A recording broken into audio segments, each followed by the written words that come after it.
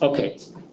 Thank you very much, colleagues. And they would also want to make a special welcome that we have colleagues from the media who are joining us. And we welcome you. And we also kindly request you that as you help us disseminate our messages from our research findings, you also check with us, especially with Dr. Roman, who is going to present. So we thank you very much and welcome. We know we have media from Kenya, Senegal, Ethiopia, Uganda, and Tanzania. So welcome. So without maybe wasting further time, we were hoping that Rachel was online, so we wanted to have a special welcome for Rachel, but it looks like maybe for now she's not yet with us. So she's not yet with us. So thank you very much, colleagues online. So without maybe taking much of your time, I would want to welcome Dr. Henry Roman, who is going to present on a new economic future, transition to a circular economy. But the first part of his presentation, he also introduced himself so that we get to know him before he then moves on to his presentation. And we're also asking you that as he presents, feel free to add your questions in the chat box, and then we have an opportunity to discuss towards the end of his presentation. Thank you very much and welcome. And you can introduce yourself in the chat box as well. Henry, over to you. Thanks. Thank you so much. And good afternoon to the persons online and to the people at the office as well. So this is a dual thing, a dual role. It's one, I'll introduce myself, but I'll also introduce the work that I've been doing to date, especially within the circular economy. So there'll be quite a focus on South Africa, but that does not mean as IMI we do not have a focus much broader into the continent as well. So bear with me, there'll be a bit of an introduction to what is the circular economy before I go into how the work I did previously, how we were looking at it in South Africa. So just by way of introduction, this is my last few years. So you can see I've been, my initial degree, my PhD was on the bioremediation of mine waters. And I've consulted to mining companies. I was also involved in the biogas to energy project at a wastewater treatment plant in Johannesburg. And then the last 12 years, I was Director for Environmental Services and Technologies at the Department of Science and Innovation in South Africa. In that role, I developed and implemented the National Waste Research Development and Innovation Roadmap, the Water RDI Roadmap. We developed a Living Catchments program, which was looking at the governance of a catchment at the level of a catchment with all actors, from tribal chiefs all the way through to national government departments. We commissioned the only green tech landscape report for South Africa as well. Sorry, Henry, we've got comments from two people saying you can't hear and you can't see. Perhaps if we just slide down. Maybe we move. Can you hear us now, Racine? Those guys are online. Can you just confirm if you can hear us? We can hear loud and clear. We can hear you. Thank you so much. Can you see Henry, Dr. Roman? Yes, we can. Thank you. Sorry, please continue. Okay, we also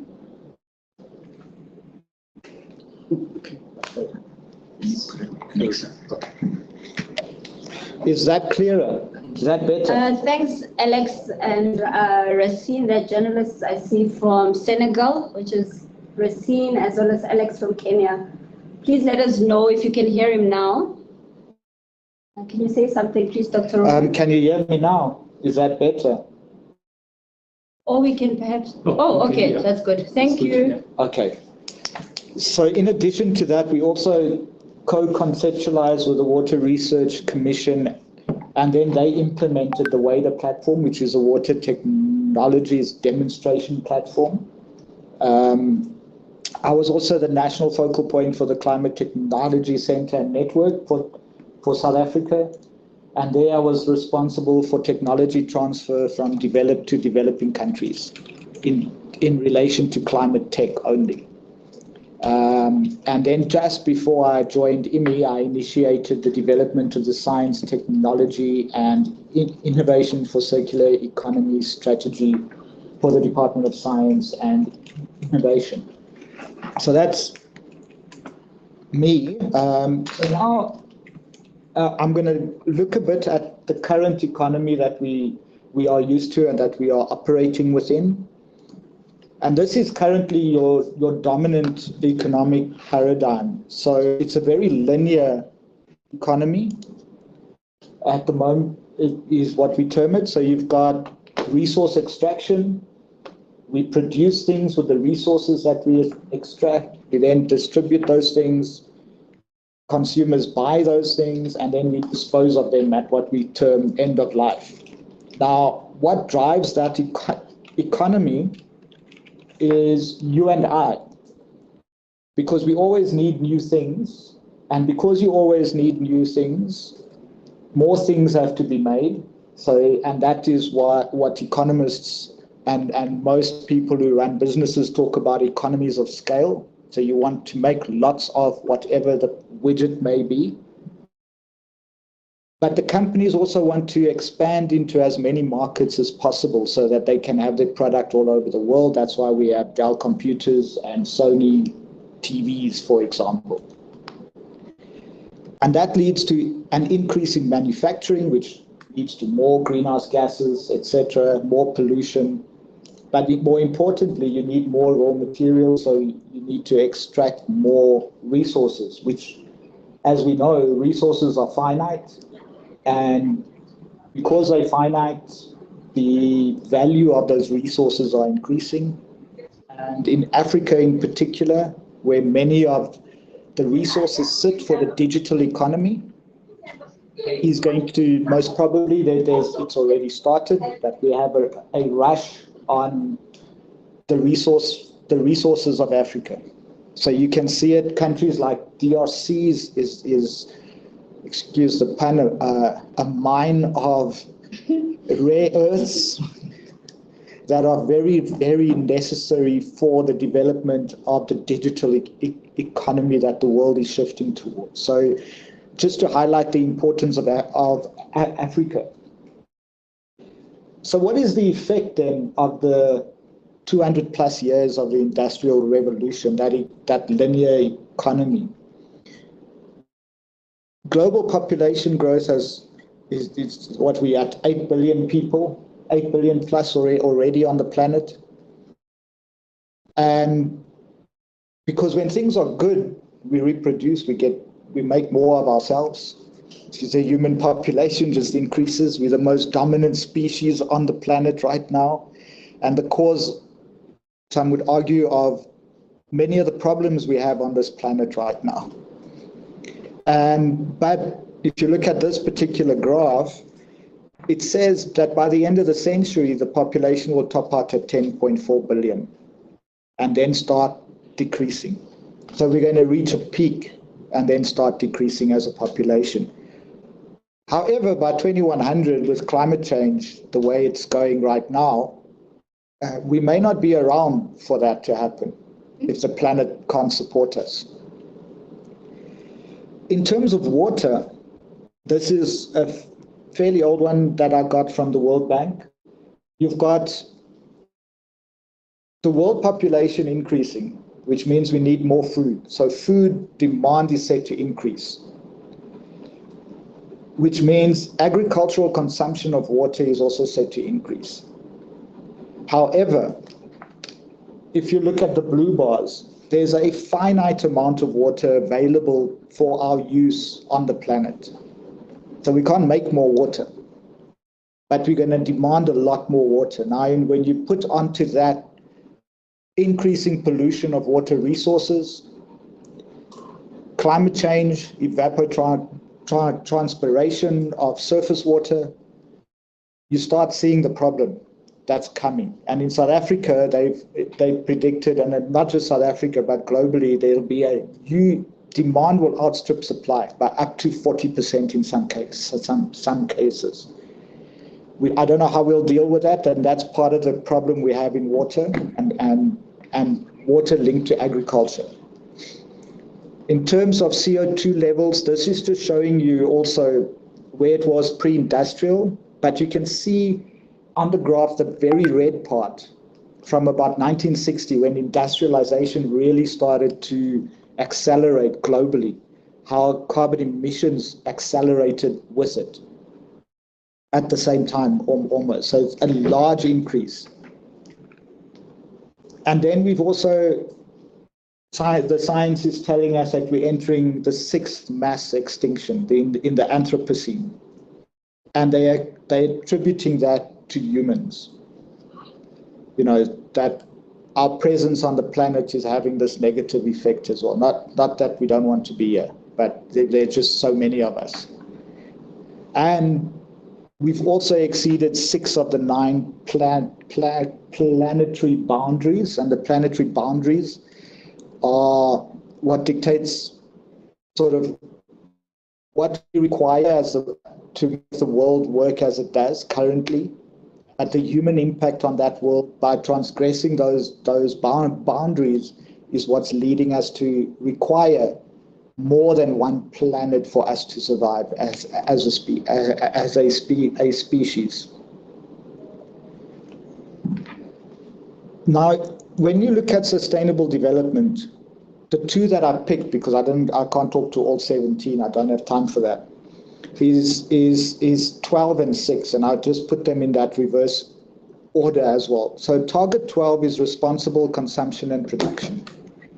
And I just picked one particular target there regarding global food waste, is that by 2030, we want to halve per capita global food waste at both retail and the consumer levels, as well as reduction of food losses along our production and supply chains. And that includes our post-harvest losses. I'll illustrate by means of a study that was recently completed in South Africa what that means and how bad it actually is. But again, you're looking at production and consumption, which are 2 parts of that linear economy. It's not the entirety of it.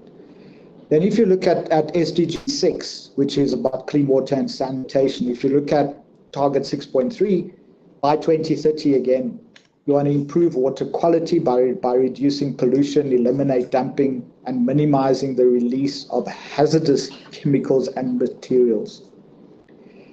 You also want to halve the proportion of untreated wastewater. And if you look at the news around the world, we're having more incidences of untreated wastewater entering rivers and streams. I was in the UK around this time, around March last year, where it made the news that when they have a storm event, they release untreated sewage directly to rivers. It was in the papers. So it wasn't somebody telling us. And it was on the news at the time as well. It was very interesting coming from a developing country to then hear this news in a developed country where you assume everything is perfect sometimes, you know. And then also increasing recycling and safe reuse. Increasingly, because of the water stress, people are looking at how do you reuse water. So how do you, like Singapore, how do you take it through a wastewater treatment works, treat it back to potable? And interestingly enough, in Namibia, in Windhoek, it's the oldest plant that has been doing this since the 70s, where I think it's 40% supplementation from wastewater treatment works. The effluent that comes out is then supplemented, it's treated to potable standard and then supplemented with fresh water. And Singapore can do the same. But increasingly countries are looking at how they can look at this as something to do. And you don't always have to treat it to potable standards. It's quite expensive. So you may want to treat it to industrial standards and pump that back to your industries, for example, or to agricultural standard and take it to agriculture. So this food loss and waste, this is a South African case that was done by the CSR in 2021. And this is looking along the value chain. So what you can see is where the losses are occurring. So you've got 9% loss at post-harvest handling and storage. You've got 13% at the household and the consumer level. And the greatest loss is happening in processing and manufacturing, at least in the South African scenario. The total loss of all food that is grown is 45.4%. And I always use the argument, if you then look at, in South Africa, 61% of water goes to agriculture. And if that 61% of all our available water is used to produce agricultural crops, and 45% of that is wasted, we need to rethink how we look at the world. So that brings me then to a circular economy. What is it?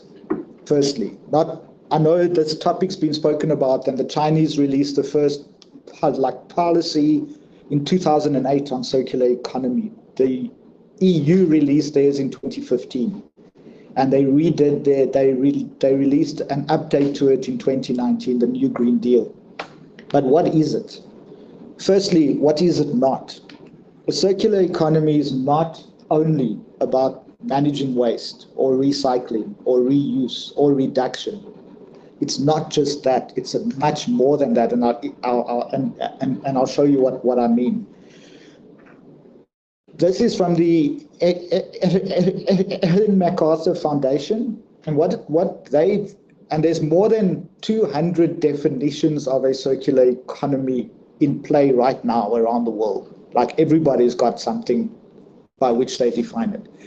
I like this one in particular. So what it's saying is, it's keeping your materials and your products in circulation. You can add the word economic to that. For as long as possible, through reuse of the product, sharing of underused assets, repairing, recycling, and remanufacturing.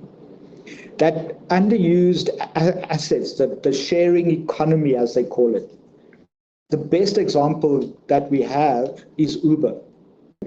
In the garage, overnight, you drive it for, let's say, 1 hour to work, you park it in the garage or parking bay for the whole day, then you drive it 1 hour home. So you've used the car for 2 hours out of 24, but you paid a fortune. You're paying for maintenance, petrol, etc. The sharing economy says you don't need to own the asset, but you get the use of the asset. And that's another aspect of a circular economy. But there's 3 key principles that I think are important when you're looking at circularity systems. And the Ellen MacArthur Foundation, again, has done some work around this, where they've modeled how you can regenerate biodiversity losses through transitioning to a circular economy. So the Circularity Gap Report was released this year, and this report comes out annually, where they look at how circular is the world.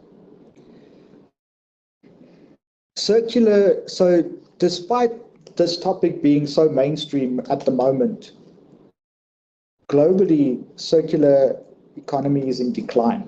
So if you look at it, and they measure this on the basis of the share of secondary materials that enter the economy. So it's gone from 9.1% in 2018 to 7.2% in 2023. You've also found, and I saw this last year in a presentation by the World Bank, in Europe, which is leading the world on the thinking around circular economy, the consumer index has gone up. So circular economy is on the rise, but consumerism is rising faster. So it negates the gains that you're making in going circular. In this document, in the last 6 years, we've almost consumed as much material as we consumed in the last century, in 6 years. And that is frightening, because if we are consuming that much, how are we going to go circular? And then the other point I wanted to raise from that report was, in order for a just transition to take place to circular economy, you do have to take a systems approach or a systems thinking approach in how you apply circular economy, because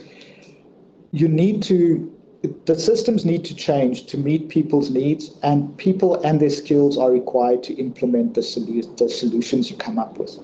And that is why the circular economy can't be limited only to dealing with waste. It's an economic change. It's a paradigm change, because we don't have two types of economies. We only have one. So we need to transform that one economy. They also further say that the solutions must be designed with the most vulnerable in mind, because, well, economic growth and inequality increases seem to go hand in hand. And we don't have a more equal society as we get richer. It's the other way around. So if we do it right, job quality and a reduction in inequalities can occur across countries. So now I'm quickly going to focus onto South Africa. So how circular is South Africa? Firstly, you've seen the global number. South Africa, when this study was, I'm going to sometimes say we, because I was still part of this stuff. I'm now talking about the stuff that I was part of. We used 2017 as the base year to do the material flow for South Africa. The outcome was that South Africa is about 7% circular already, which is now the average for the globe, which is in decline. But having said that, South Africa could also have declined because we didn't have sufficient data to get the numbers correct for the modeling. So this, you have to take some uncertainties into consideration, the same as you do when you do the climate change like models. So if you look at this one, for example, as an extractive economy, as South Africa is, we extract 327 million, or we extract 875 million tons, right? Of that, 327 million tons become waste due processing and all the things that are associated. Now, if you look at that, further to that, reuse and recycling can only target 105 million tons of what is extracted, and that's only 12%. So if you're talking about an economy transition and you're only targeting 12%, you're not going to make that happen. So improved management of waste, although essential, its ability to increase economic-wide circularity is limited. And in order to transition, for whichever country you're looking at, be it in South Africa or DRC, as I mentioned, or Kenya or Nigeria, you have to reconfigure the resource flows throughout the economy. You can't just focus in one area.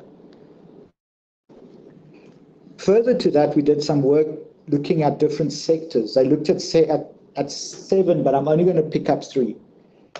Again, the first one is looking, and it's a bit small, and I apologize for that, but the first one is looking at how transitioning to a circular economy can mitigate climate effects. So the studies that have been done around the world that have shown that adopting a circular approach can address climate mitigation and get us on track to meet our climate targets. We already know that we're going to overshoot the 1.5 is overshot. So we're heading now towards overshooting the limit. But in addition to that, countries have started incorporating circularity into their NDCs, their nationally determined contributions, and thereby broadening out their climate pledges, to reducing emissions directly linked to the way they extract the resources, they process them and consume them. And there is a handbook that's come out from UNEP on how you can apply circular approaches to your NDCs. And I think already there's and I can't remember if it's Rwanda or Kenya, but one of them are applying that to their NDC updates already.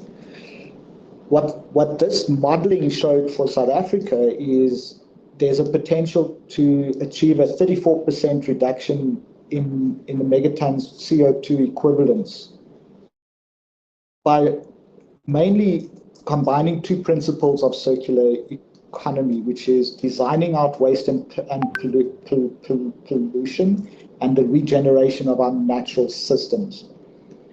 Then the other one that was done was around water and circular economy. And this was through a lens of water security, which is also something IMI is very geared towards as well. And what we know in the case of South Africa, a large portion of the GDP and the jobs are directly dependent on water, right?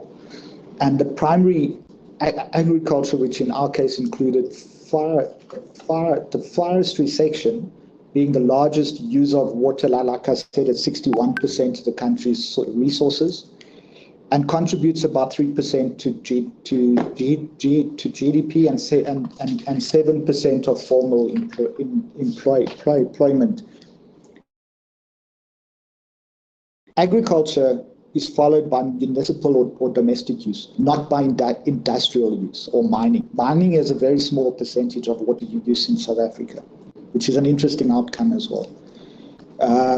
It also confirmed again, and this is probably, I can say the same for Africa.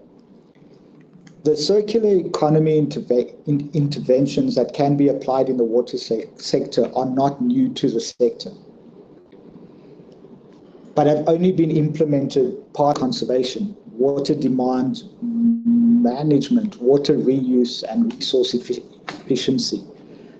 And these are things we've been talking about for decades, across, not just on the continent, but across the world. How do we do this better? And now water is becoming so critical that people have to now address these things a lot more than they have in the past.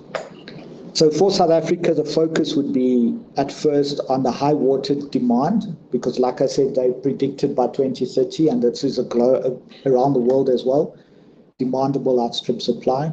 But also looking at your pollution-intensive economic sectors. Although mining takes a small proportion of water, the impact on water by mining is much greater. So it's also, when you're looking at this issue, at water security, it's not just about how much water is the sector using, but what is the impact of that sector on water ultimately. So you also have to look at agriculture and manufacturing. So agriculture is normally not always spoken of, but the pollution intensity that comes from fertilizers, etc., is massive. And in Africa, I mean, if you look at the Great Lakes, for example, with the water hyacinths, you're looking at increased nutrients flowing into water bodies that lead to these species that dominate. And then there's high water loss in cities and towns. It's extremely high. I won't go into that one. But then the other one is agriculture. So agricultural exports, it's a massive number there.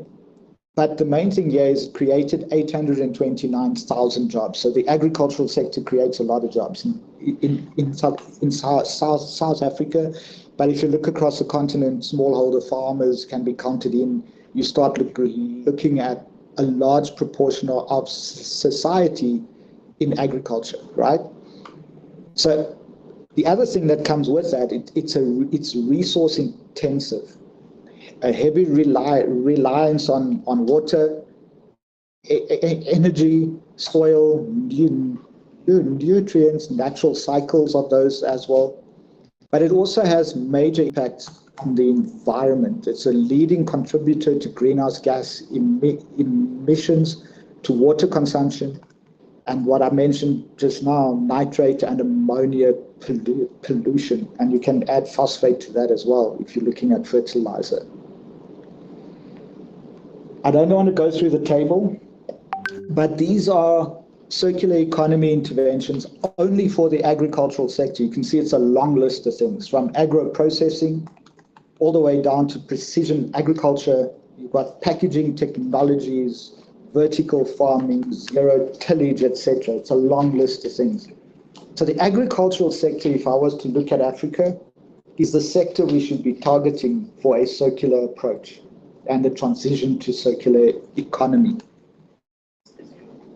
This one is just a quick example of how a circular project may look like. And what you have on the left of the screen is a wastewater treatment works. And the effluent that comes out of that must be discharged to the river normally exceeds the standard for nitrates and phosphates and needs to be treated before you can discharge. So what they did here with the Durban University of Technology and the municipality is they built an algal raceway. So they took the effluent through the raceway, and in the raceway they had selected for a species of algae that produces high amounts of lipids or oils, and that algae then mops up the nitrates and phosphates, and then you can discharge water that's meeting the standard after that process. Now, what they do then is they harvest the algae, they extract the lipids. The lipids go to biodiesel production, but the residue of the algae that's left over is still rich in nitrates and phosphates. And together with the Japanese, they did some work and what they called agrimats, which is a slow release. It's basically you're taking the algal residue, you're mixing it with sawdust, and you're making it into a mat, you're pressing it into a mat. And that you can put into the soil, and it releases the nitrates and phosphates slowly over time as that mat degrades, and it reconditions the soil. And the ARC in South Africa did some trials where they showed that it actually enhanced the growth of plants. So to conclude, the main takeaway for me around what we want to do when we're talking about a circular economy transition, it's a systems transformation. So you don't have to look at the whole diagram. It's just showing you what systems thinking is all about and how you must look at different aspects and the complexity thereof as well. So you need to understand, firstly, it has to be a systems transformation. And in IMI, we're looking concretely at systems transformations across various areas of our work. And if you add onto that climate change effects, transitioning towards a circular economy can meet those targets. Not just meet those targets, it can start turning things around, because if we're extracting less resources from the earth, we're allowing the earth to recover. And that's the regeneration of nature aspect that then comes into play. And then just my last slide is, at IMI, we've got our integrated circular economy transformations team. It's headed up by Dr. Bordak. And I've just listed the number of experts we have around the world in different parts of the world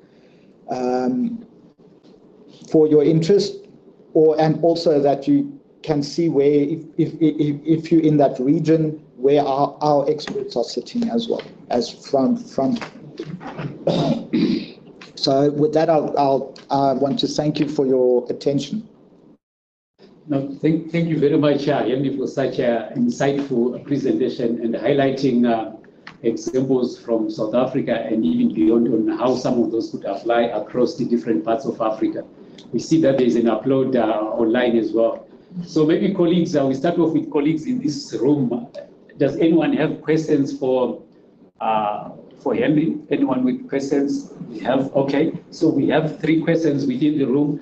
And online, whilst we are taking these 3 questions, could you add your questions in the chat box, or we'll also give you an opportunity to speak out as well. Please go.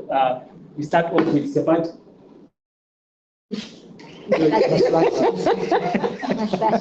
Sorry, Mashase, I'm giving you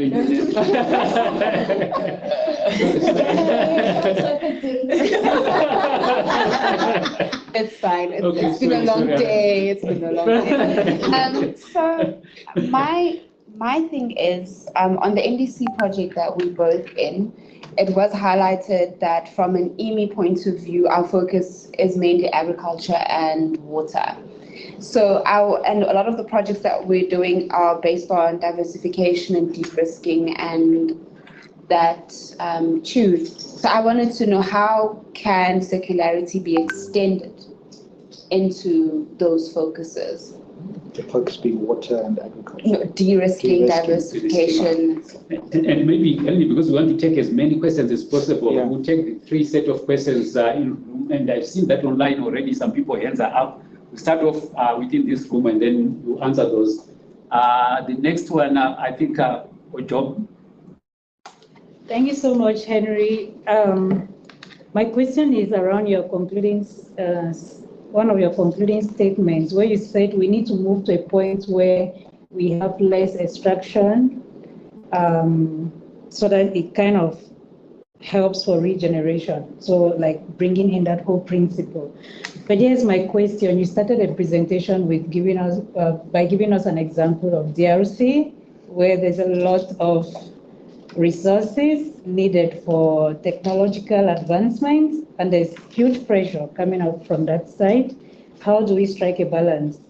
If we were to extract less in order for us to regenerate the earth or nature, how do we then strike a balance with the existing pressure for, we are pushing towards technology, and that's where we get, and I think that's where DRC sits in the heat of, or the heart of this crisis, where it's an unending crisis for them. People need resources from DRC for technology and all of, so how do we strike a balance? Maybe from a policy perspective, but also from a secular economy perspective, where do you see us here? And maybe Henry, on that point, if you could also link with development priorities as well. Yeah. That we're looking at developing countries, and they want to develop. How do that circular economy play in? Felix, the last part of question before we give Henry an opportunity to respond. Thank you, Henry, for the insightful presentation. A lot of countries in Africa and I would argue Asia as well are informal in terms of economic sectors, including agriculture. Most from a social inclusion perspective, a lot of people in the informal sector, the kinds of jobs they do can be degrading without social protection and dangerous as well. But from a circular economy perspective, the informal sector can utilize waste, let's say, from the formal sector. So do you see that as an opportunity, or do you see it as something that will provide future challenges? Okay. Okay.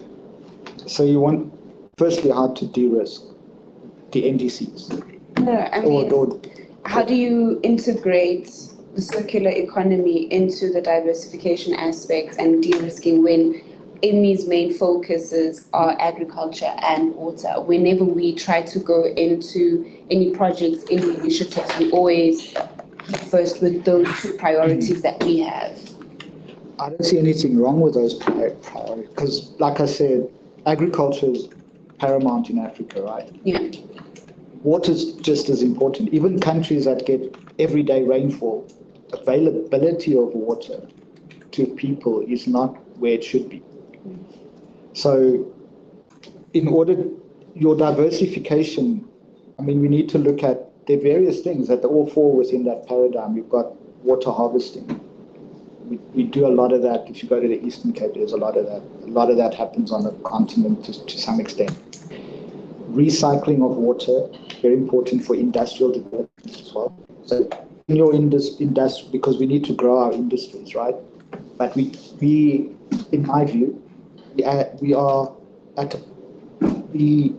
the unique ability to introduce these principles now. We don't have to be like the global north that learned the lesson later. We know the lesson, so we can implement now. So you can introduce circular principles into your different projects or interventions at the outset and build it into it so that you don't have to do it later. So recycling, if you're building it in industrial competencies, if recycling of water for industrial purposes is built into it at the policy level, it's already there. There's a lot of work on the continent through LIDO on industrial parks. So how do we build those? These are the principles that you have to apply to get an eco-industrial park, for example. So then in striking a balance between your development priorities as a country, and I purposefully said the DRC because I know what the rush is there. So the global north countries have got what they've termed critical mineral lists. The EU has 36 of them listed. The purpose of the list is once they have sufficient amounts of those minerals, they will start cycling them. They won't be importing it from DRC then, if you think about it like that. South Africa has also got its list, and I think other African countries are starting to do the same, because the importance of that list is to meet your developmental priorities as well as a country. What minerals do you need as a country to grow your economy? And the other thing that we're not taking advantage of as Africa is the free trade agreement. So where DRC is sending these things to China, they could be sending it to Kenya, which has a growing IT hub, right, in that in the region. The minerals could be going there and we could be building our own computers, for example. We tried it with cell phones, and then I think there was an African cell phone manufacturer, but I think they've gone bankrupt. But we're trying, right? So you have to find about the balance. It's important, but at the same time, you also have to look at what's important to you as a country. What do you need to grow your economy? And we need to start beneficiating our minerals.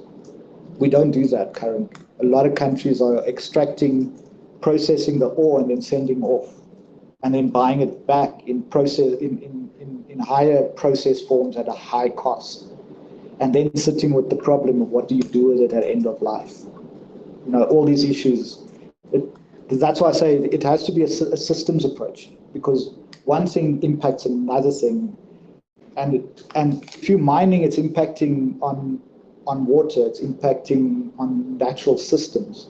There's no way you're going to tell me that mining is a sustainable enterprise. When you mine, you're digging a hole in the ground. However you do it, you're digging a hole in the ground and you're leaving a pollutant outside. However you do it. So mining is not the most sustainable thing, but it's a necessary thing because we're dependent on technologies.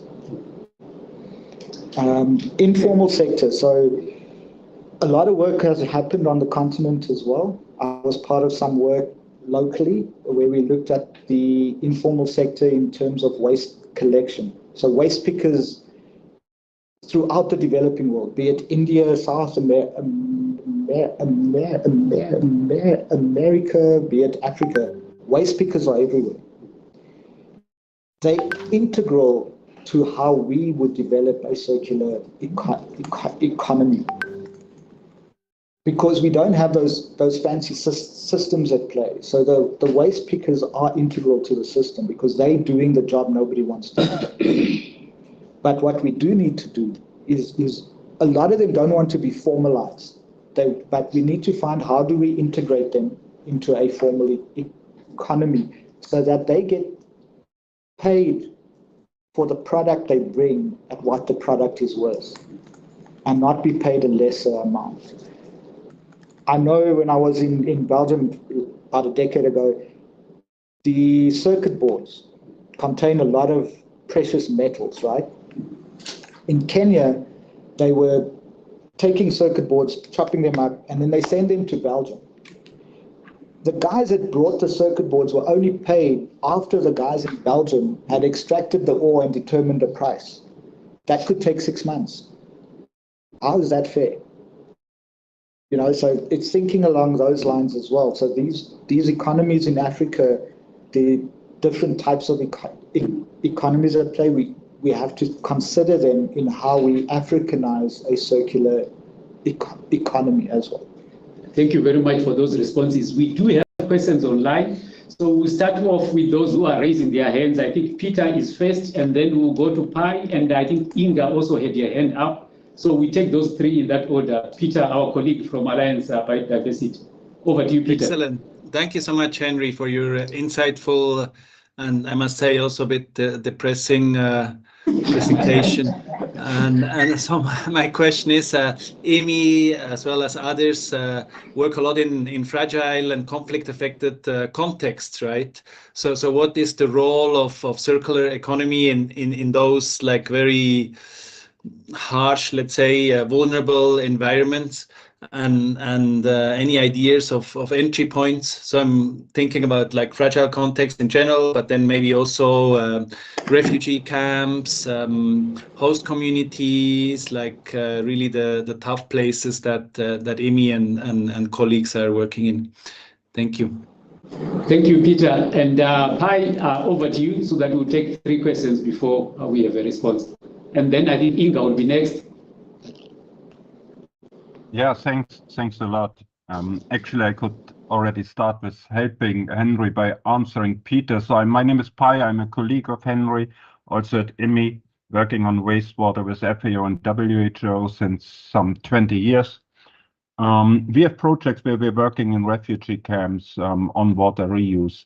But refugee camps are, as you know, very, very sensitive areas where they're tremendously afraid of any outbreak of any epidemic. So there very strict rules apply, and water reuse, as we would like to promote this, is very, very difficult, even they're afraid of grey water reuse. But it's certainly a way, because they are short in resources. What I wanted to bring to the discussion, and again supporting Henry in with answering some of the questions which we had online, is if someone who came just in could mute himself. That's there's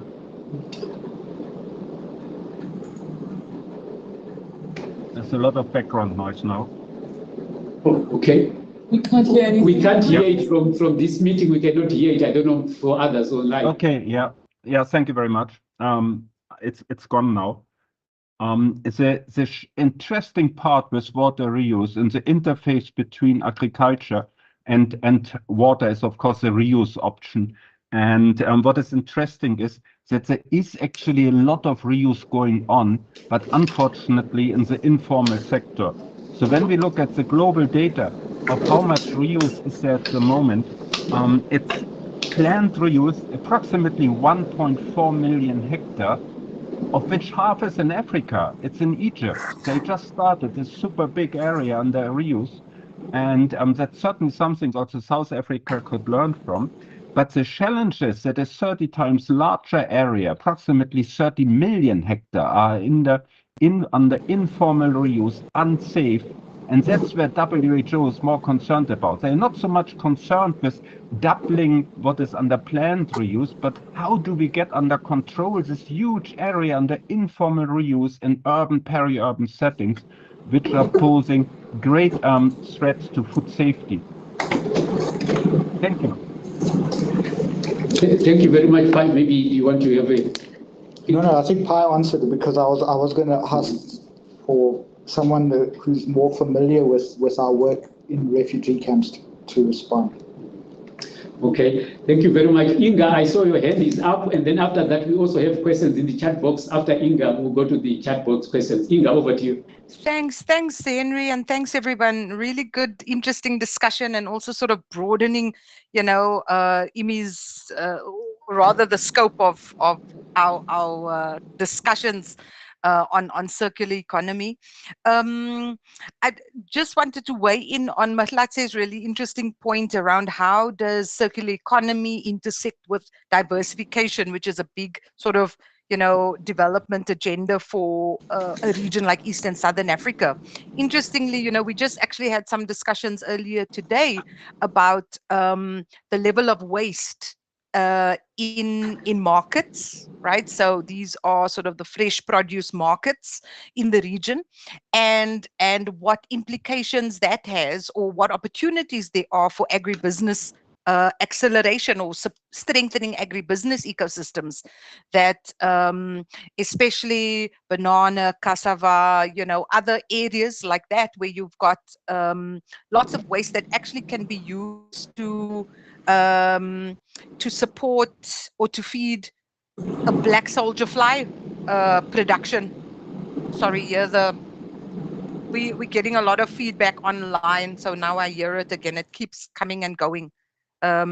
Anyhow, so I think there's lots of opportunities there, Mahlatse, as we diversify from maize-based systems to a more mixed farming systems in this region, that we also look to these kind of things, not only sort of and Henry meant sort of along the whole value chain, right? So from production to how it can support the reduction of waste, and then also what are these avenues and opportunities for agribusinesses to make money from waste, right? So I thought I just wanted to weigh in on that as well. Thanks. Over back to you, Evaristo.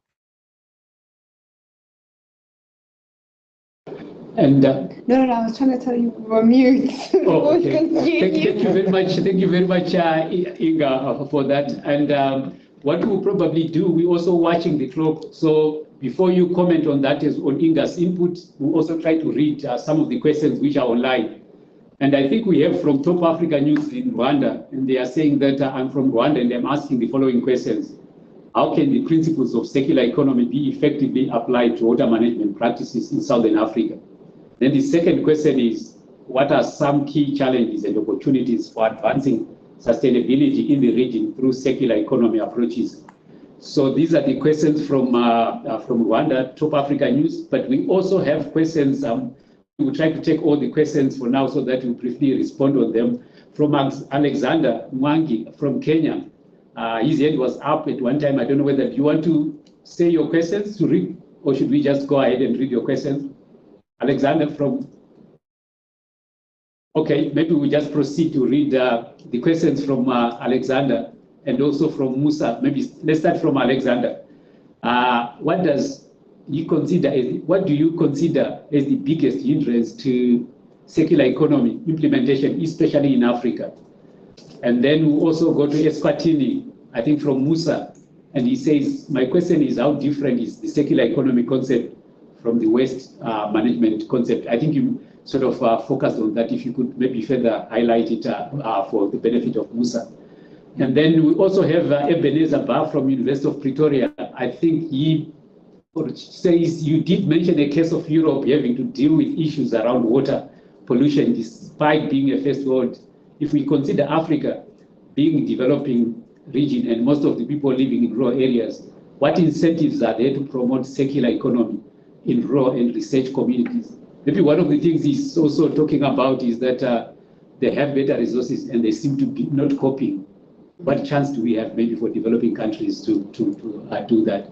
And then the last question, we'll try to take all the questions. Hopefully you'll be able to give very brief answers because I know you have a hard stop at 3. Could you provide from Nina, could you provide an example of a successful circular economy project where community participation has been instrumental in driving positive outcomes? What are some lessons that can be learned from their involvement? I think for now, let us take these questions. And colleagues online, if you still have questions, please do add them, and we'll try as much as possible to respond. And Muluken is also a question, so we'll come back. I'll answer him as well. He's going to answer as well. Okay. Because what I'm going to do is I'm going to roll them up into one answer. It's the easiest way. So looking, management of water. The first thing is linking it to sanitation sanitation, right? Why do we need a flush toilet when we don't have water? There's dry sanitation technologies available that are dignified. We don't need pit latrines as well. You don't need a hole in the ground. There are other approaches that have been examined and tested in communities that we know work. And that will already lead to substantial water savings when you consider you flush the toilet with 6 liters of fresh water and you flush the toilet, let's say 10 times in a day, 60 liters of water has gone down the drain, literally. That's a lot of water. So that's one side.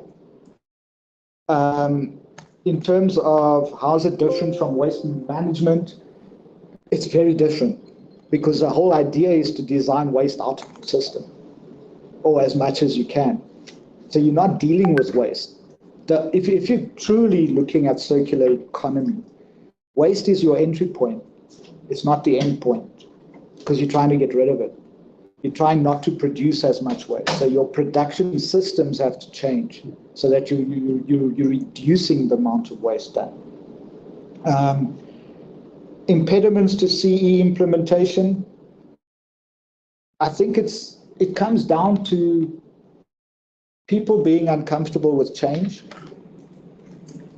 people not wanting to or not seeing the economic opportunity in shifting behavior. Why must I change my system of production in a factory unless somebody will force me to?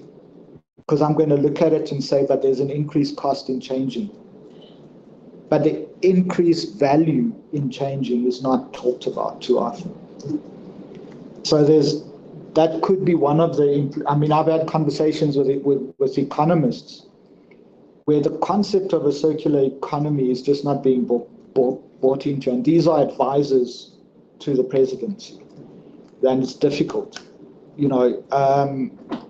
For sustainable development, if you look at the principles of the SDGs and you look at the principles of a circular economy, it's probably the best suited pathway we can take to meet those goals.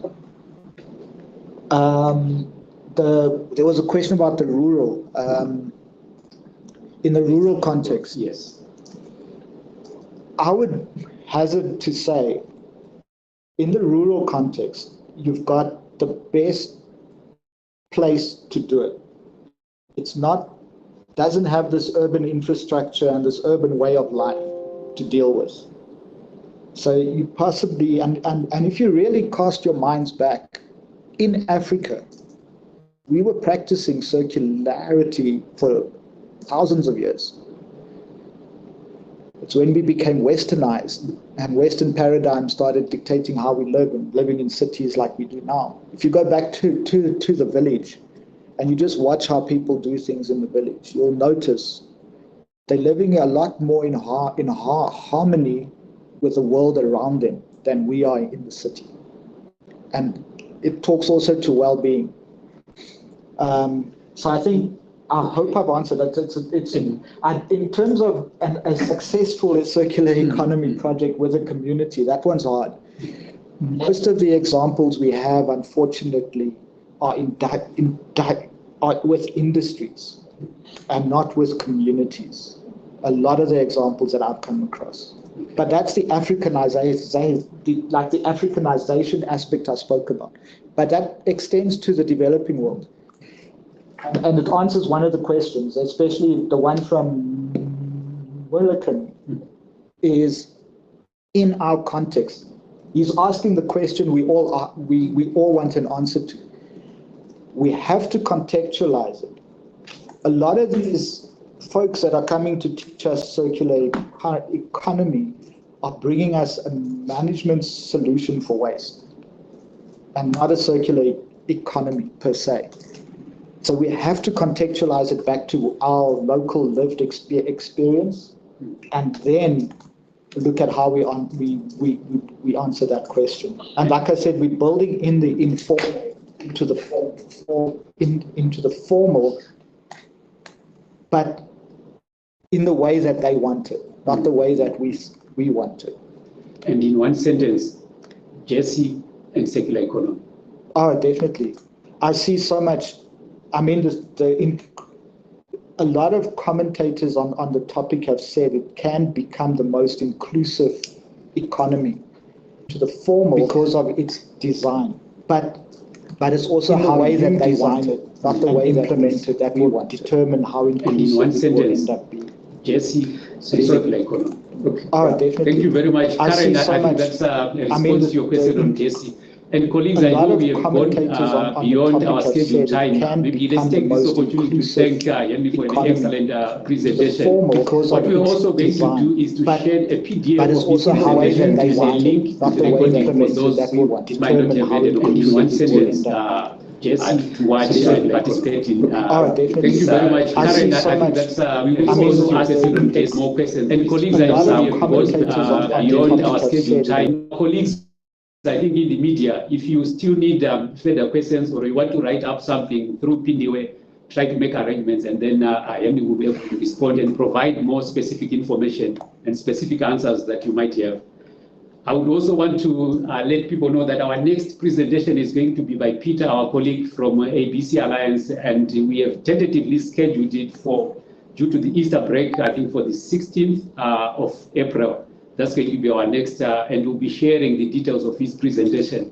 So I'll take this opportunity to thank once more Henry and the colleagues here and online for attending this, and it was very useful. And apologies, we seem to have less time because there were more questions which we tried to cover in a hurry. So thank you very much and enjoy the rest of your day. And thank you, Henry, for the presentation.